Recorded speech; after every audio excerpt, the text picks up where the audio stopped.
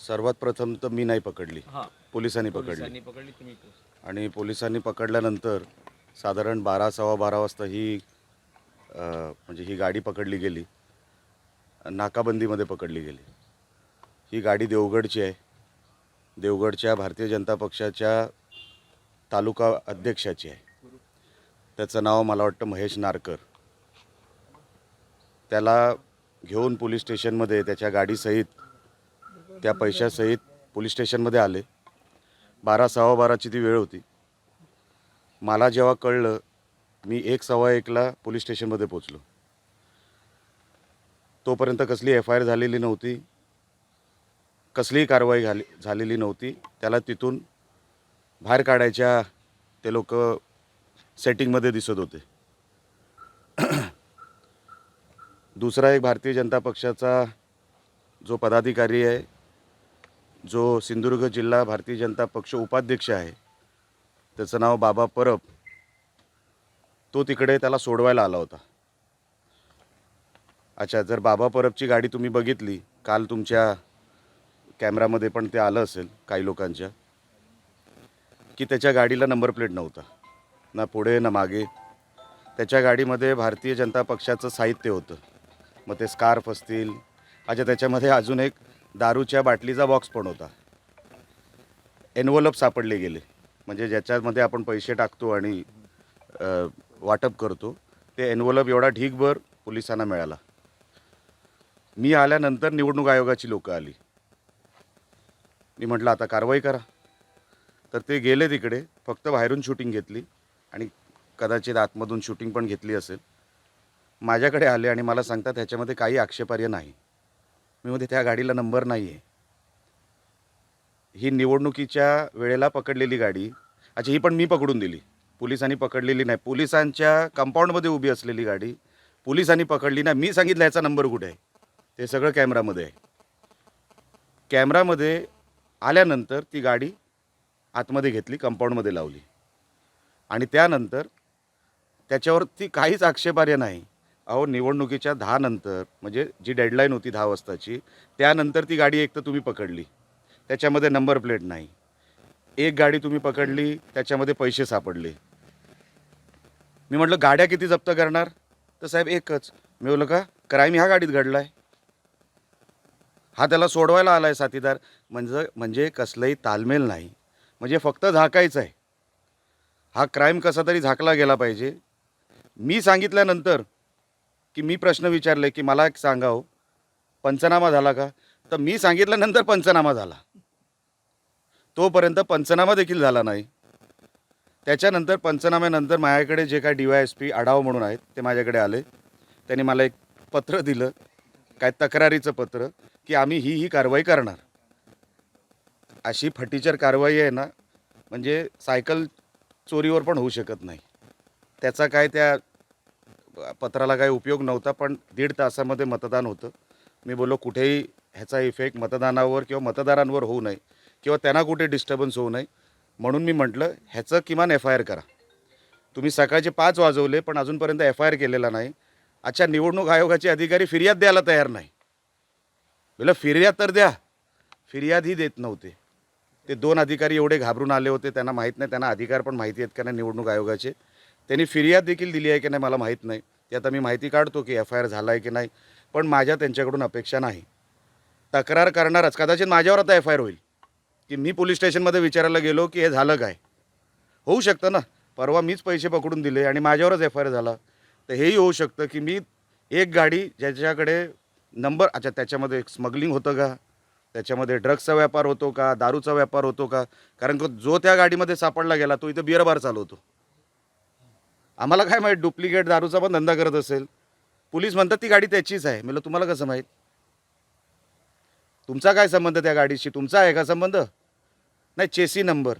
मला असे चेसी number print करून मी तुम्हाला दिवसाला 10 देतो आणि सांगतो कुठे होतात ते. बोललो आपण महाराष्ट्रात राहतो, मला काय टोपी लावायचा प्रकार करू नका. पोलीस दडपणाखाली आहेत, त्यांचाही दोष नाही. त्यांना वरतून ऑर्डर आल्यानंतर ते काय करणार. पण सकाळी 5 वाजेपर्यंत FIR झाली नव्हती. एवढी कठीण परिस्थिती मालवणमध्ये आहे. निलेश राणेची जिरवण्यासाठी, त्याला हरवण्यासाठी हे काय काय अजून करतील. आजही मतदानाचा दिवस आहे.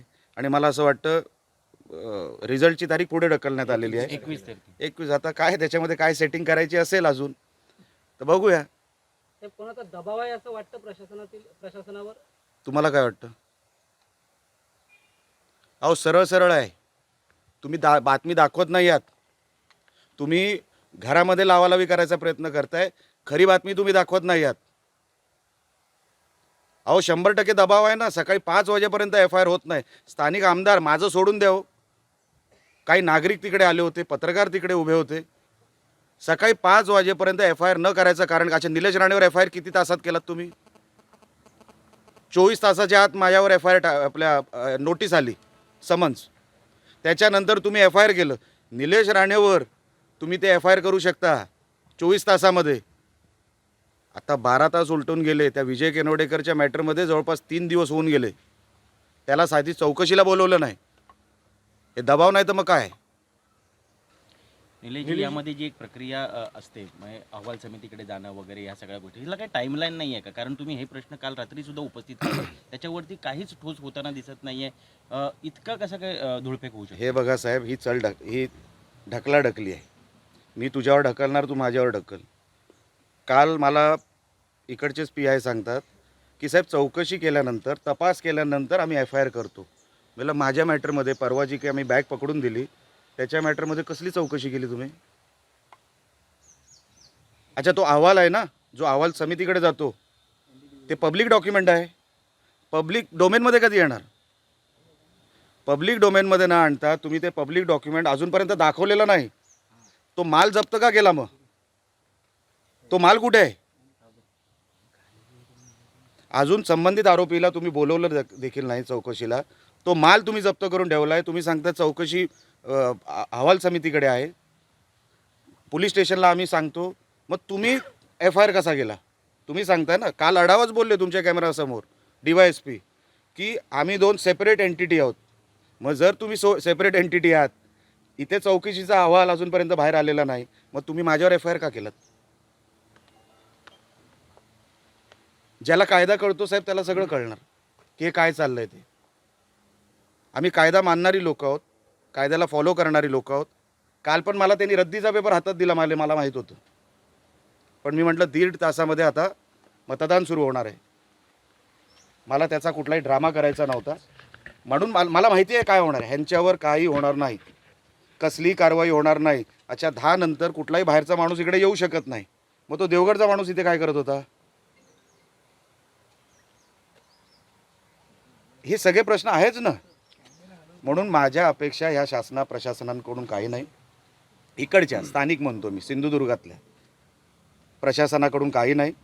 हे आरोपी पकडून देतो आम्ही, पण हे परत सुटतात, हे परत उद्या करणार. मी तुम्हाला 4 दिवसापूर्वी केनवडेकरच्या मॅटरमध्ये बोललो होतो. हे परत पैसे वाटणार आहेत. तुम्ही गस्त वाढवा, तुम्ही विजिलन्स वाढवा.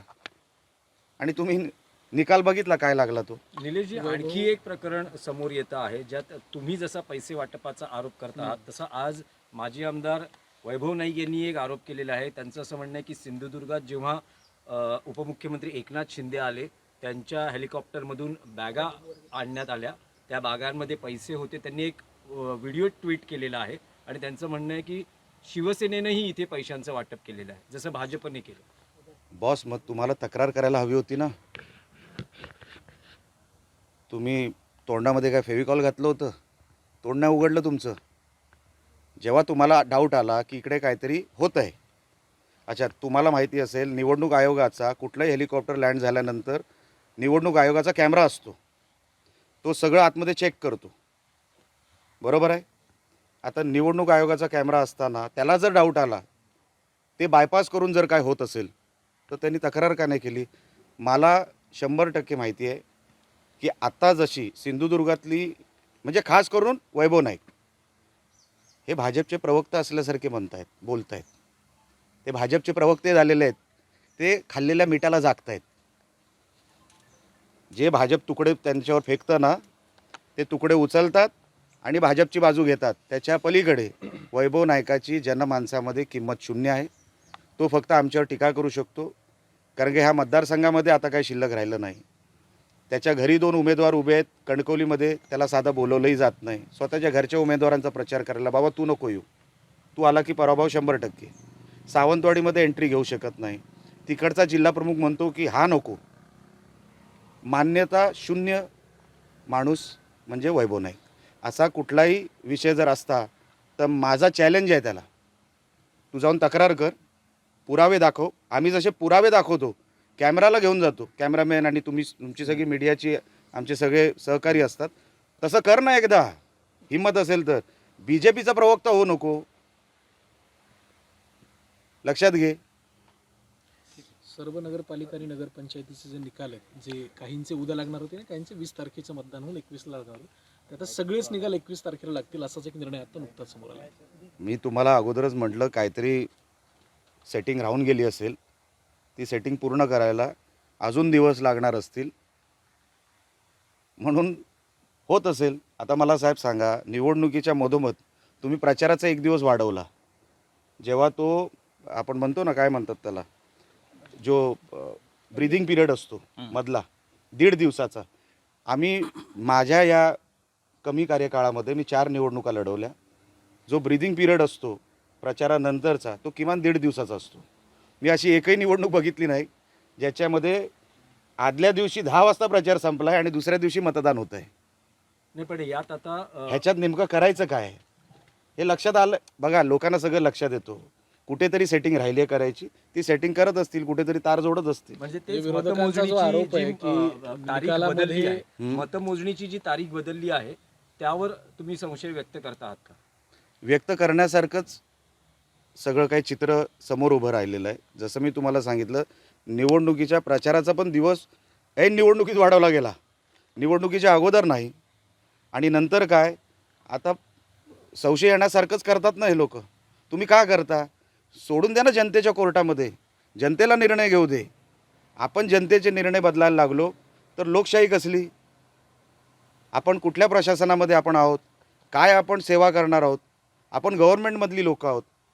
आपण लोकांवर विश्वास जर नाही ठेवला, हा लोकांवर दाखवलेला अविश्वास आहे. लोकांना गृहीत धरू नका. माझं असं म्हणणं आहे की कुठेतरी काहीतरी राहिलं आहे. संशय येण्यासारखा वाव आहे ना, तुम्ही संशय का तयार करता?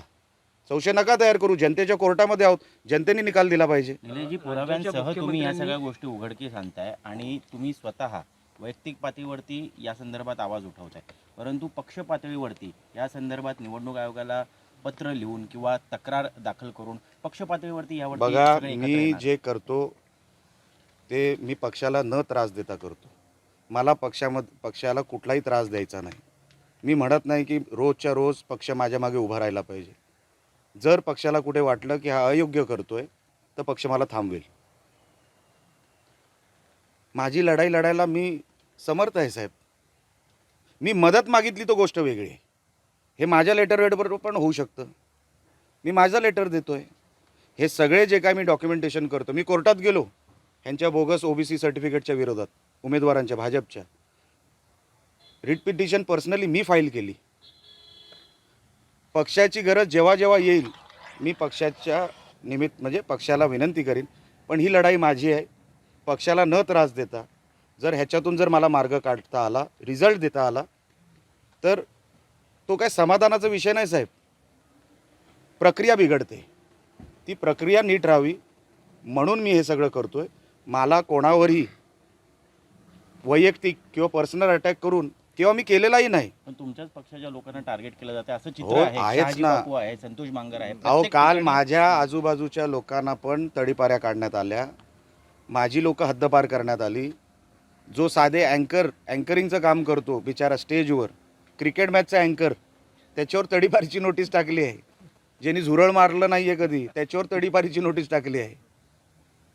आणि सेम गुन्हे करणारे भारतीय जनता पक्षामध्ये, म्हणजे झुरळ मारणारे नाही म्हणत आहे मी, क्राईम करणारे 15-16 जण आहेत. ते मोकाट फिरत आहेत, तिथे पैसे वाटत आहेत, सांगूनसुद्धा शहर सोडत नाही. हा सगळा जो काही प्रकार आहे ना, हा सत्तेचा दुरुपयोग आहे.